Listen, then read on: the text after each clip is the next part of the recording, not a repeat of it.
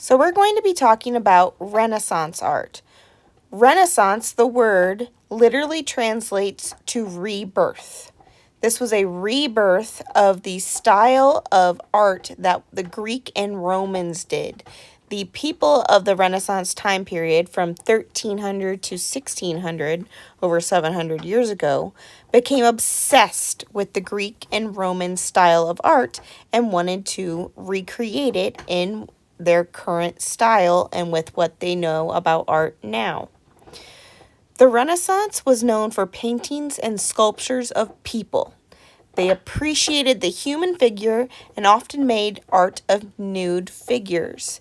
This was also a time period when the Roman Catholic Church had a lot of power.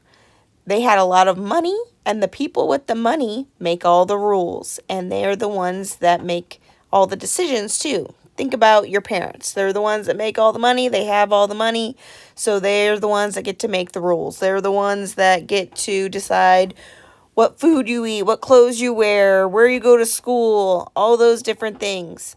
So the church was kind of like the giant parents of the world, where they had all the money, so they got to decide what the artist did within reason.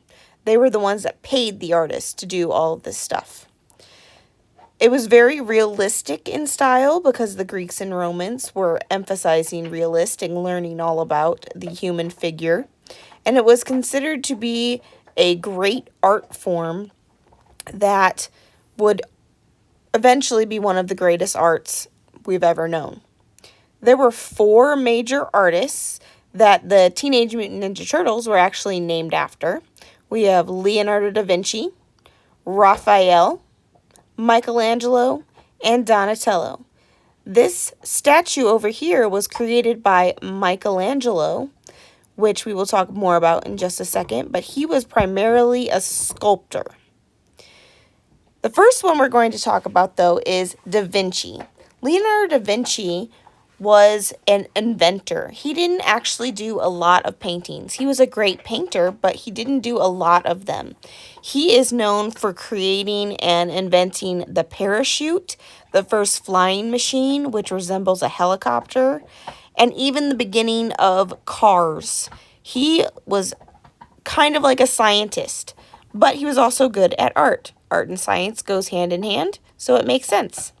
He made less than 20 paintings in his entire life that we know of. And Mona Lisa is probably one of his most famous for a variety of reasons. The first one being that it was commissioned by a wealthy merchant who wanted his wife to be painted. And she didn't want to sit very long for the painting, so they had like one sitting with her. So when people ask, is Mona Lisa a real person? Technically, yes, she was inspired by and based after one person, but many people believe that she's actually a composite or a whole bunch of people collaged together because Da Vinci worked on it for like 4 years. It's also famous because of how he developed perspective. In this painting, it looks like Mona Lisa is sitting in front of a bridge. That's the brown part behind her. And then there's a river going behind her flowing under the bridge. And it makes it look like it's going back into space. So it looks 3D. We have foreground, middle ground, and background, which was not something that had been done before. Paintings usually were flat. They looked like one dimension. They didn't have foreground, middle ground, and background. They were just very boring and flat. The cool thing about this is that no matter where you are in the room, because of this perspective and how he painted Mona Lisa's eyes, it always looks like she's looking at you, no matter where you are, which is really cool. We also know that Mona Lisa was stolen in the 1900s and went missing, and because we have so few of these paintings of Da Vinci, because he didn't make a lot of them, it was considered a great world travesty. They obviously did find it 2 years later, but it brought a lot of publicity to it because it went missing. So the fact that one of Da Vinci's most famous paintings went missing made it even more popular than it was before. The next artist we're going to talk about is Raphael. Where Da Vinci walked with perspective, Raphael ran. He took the idea of perspective and made it look like you were standing inside the painting. In this painting, you'll see the two arches in the front and in the back.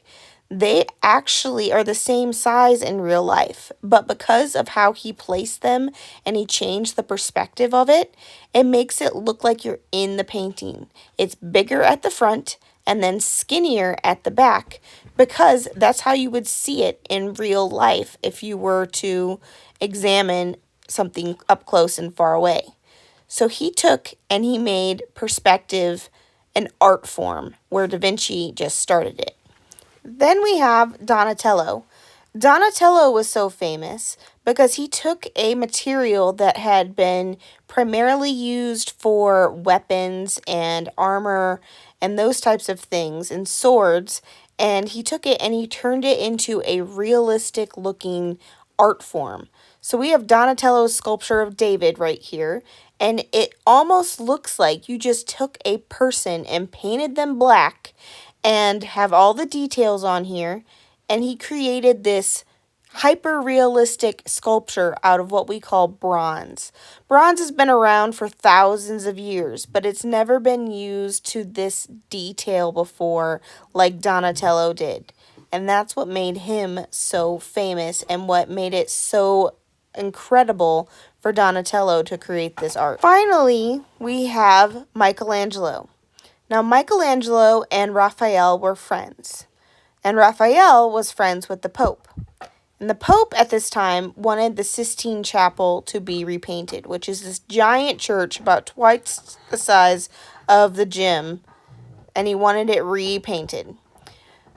And he wanted it painted by the best. And Michelangelo liked to brag a lot that he was the best artist ever, where Raphael would just roll his eyes at him and be like, okay, Michelangelo, yeah, you're great.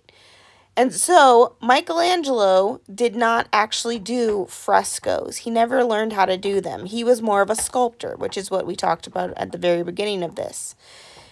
And Raphael knew that the frescoes were going to be hard. He knew that this painting would be incredibly hard to do and that it would probably be a failure.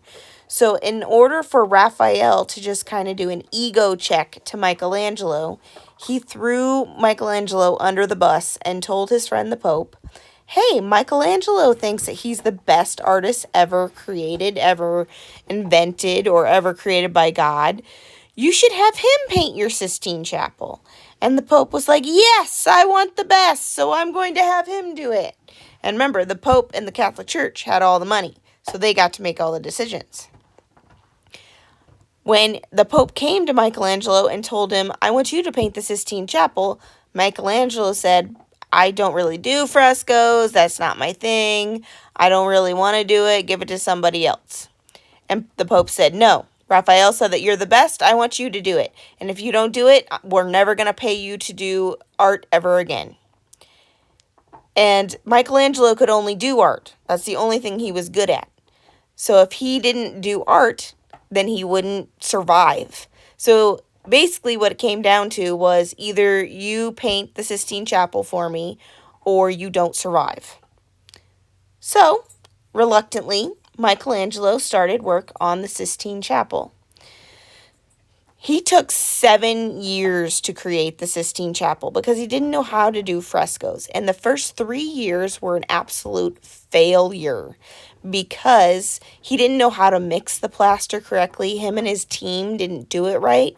So when they were working about halfway done with the Sistine Chapel and they looked back at what their first start of stuff was, they realized that it was starting to mold, and that was not acceptable. This had to be perfect, and the Pope was paying them a lot of money, and Michelangelo wanted to survive, so he had to do it right. So they had to scrape it all off completely and start all over from scratch. By this point, he was getting pretty good at frescoes. After you spend 3 years doing something, you tend to get better at it. So it took him much less time to complete the entirety of the fresco of the ceiling of the chapel. It took him 4 years from start over to finish to create the Sistine Chapel in all its glory. And how they did it was they did it on scaffolding. It'd be like taking a platform and putting it up really close to the ceiling, about 2 stories up in the world. And standing on top of this scaffolding, you may have seen stuff like this on the side of buildings. And then painting while looking up. He never looked at his artwork from ground level. He painted it fully up close and personal, right below where he was painting and looking up the entire time.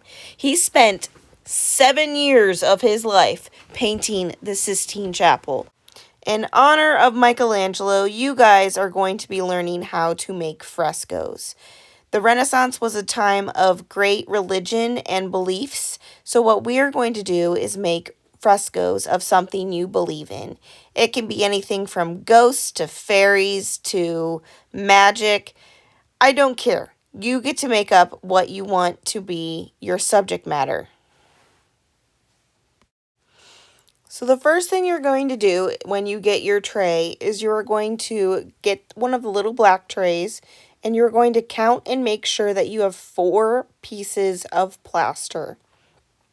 We need 4 pieces so that it will be hard. Then you're going to write your name and class code on the back of your little black tray with a silver Sharpie. The next thing you need to do is make sure that you have all of your colored pencils, these watercolor colored pencils, sharpened before you begin. We have about 20 minutes from the first time that you put water on your plaster to when it is hard and dry for you to work on this. So it is a very quick process, and you would work in small sections if you were Michelangelo. So that's what we're going to be doing. So once you have your colored pencils sharpened and you're ready to go, what you're going to first do is take your first layer of your plaster paper and you're going to lay it on your tray, and then you are going to start to spray it with water. You are going to use a little bit more water than you expect at the beginning of this process. The goal for this is to remove all those little black dots that you see, the see-throughness of the plaster. So you're going to add some water and you're going to start to rub the plaster, and that's going to activate the plaster and turn it into a creamy, kind of almost mud substance. You're going to end up having to use more water as you go, but the goal is to get all of those little black dots to go away.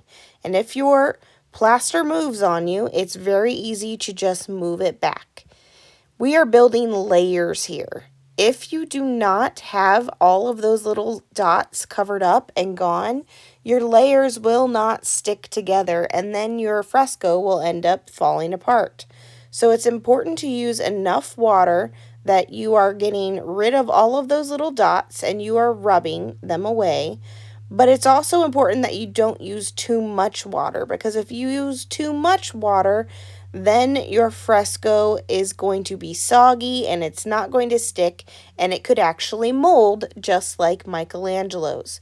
So there's like a sweet spot. Once you get all those little dots covered up, then it's time to go to your next layer.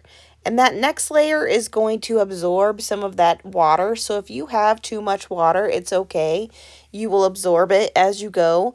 The last layer is the really important one that you don't have too much water. So you're just going to keep spraying and keep applying your plaster in layers, making sure that it's nice and smooth in between each layer before you apply the next one. So I'm just going to speed through this very quick. I've put on a fast forward on this. This is not how fast I did it in real time, but I want you guys to have enough time to do it. So I'm going to speed through it and just keep applying the different layers until there's no more black spaces showing. Now this last layer is the last layer that you need to make sure that you are being very careful with how much water you put on. You want it to be a very creamy consistency. You don't want too much water, but also you don't want too little water. Too little water and they're not going to stick and you're not going to have enough work time. Too much water and it's going to mold. So make sure it's nice and smooth before you start doing your art project. Now, as I said before, you are going to be doing something that you believe in. So plaster, when it is in your single layers, it is very thin and bendable. That's what the plaster paper was. When you have multiple layers of plaster, it's going to become hard. And it's going to be pretty much permanent. Now it can fall off, and you can see me tapping this onto the table now, and I'm hitting it pretty hard, and it is not falling apart. But the great thing about plaster is that it's flexible. It can bend. So when you have a building and it gets hot or cold, it will expand and contract. If it is hot outside, then it's going to expand. If it's cold, then it's going to contract. And that's what makes plaster and frescoes so great for buildings and murals, because it expands and contracts with the building so that it doesn't fall apart and break off, and it will stay permanent forever. You may see cracks in the walls of your house or your ceiling, and that's because the house contracts and expands as the weather goes. So that's what makes frescoes so great for this process. So I just added a little bit more water to it, and now I'm going to begin on my artwork. I am going to be making a mannequin because I believe the mannequins are magical. So I'm going to just start by taking my watercolor colored pencils, and since there's already water on the plaster, it's going to activate the watercolor colored pencils, and I can just draw my character or draw what I want onto the plaster, and it will stay there permanently. Normally with watercolor, if you were to get this wet again later on, it would bleed or run and it wouldn't be permanent. But because the fresco, the plaster, is combining with the plaster, it's going to be permanent forever and it will stay there as long as you don't use too much water. If you use too much water, you're going to get mold, but you could also make it so that you're not getting as many crisp details. Right now, my lines are staying sharp and exactly where I want them. You will also notice that there's plaster getting on my colored pencil. That is okay. We can pull this off later, but for right now, it's all right if the plaster gets on the colored pencil tip. You can also blend colors just like you would with regular watercolor using the plaster. So you're just going to put one color down and then you'll put the next color over top of it, and it will blend kind of like a paintbrush would blend it together on your paper using the fresco and the plaster. You could even use a white colored pencil to blend this a little bit better if you wanted to. That is entirely up to you. But the watercolor is causing it to form with the plaster and create that dimension and create those blended colors. So I'm going to speed through the finish of this. Don't forget to add your background to your picture. We want to cover as much area as possible. That's what's going to make it look finished. That's what's going to make it look like a real fresco and not just a drawing that you did on some white bumpy paper. So once you are completely finished, and you could see at the end there, it was starting to get a little bit dry, and that is to be expected. That's after about 20 minutes. But once you're finished, you need to clean off your colored pencils before you put them back into the container. You're going to wipe off as much of the plaster off of the colored pencils as possible. And while you're cleaning up your colored pencils, you can wash your hands at the same time. So after you got all the plaster wiped off of the colored pencils as much as you can, you'll take them over to the sink and you'll run them under water to get all that remaining plaster off of the colored pencils before you put them away. You can also wash your hands at the same time to get the plaster off. Then you're going to clean up your area, make sure everything gets put away, and refill your water bottle, and you will just put your finished fresco on the colored tray for your teacher to clean up at the end of the day. Clean up everything before you are finished. And remember, you only have about 20 minutes of work time from the first time that water goes down. So you have to work quickly. I hope you have fun, guys. Thanks for watching.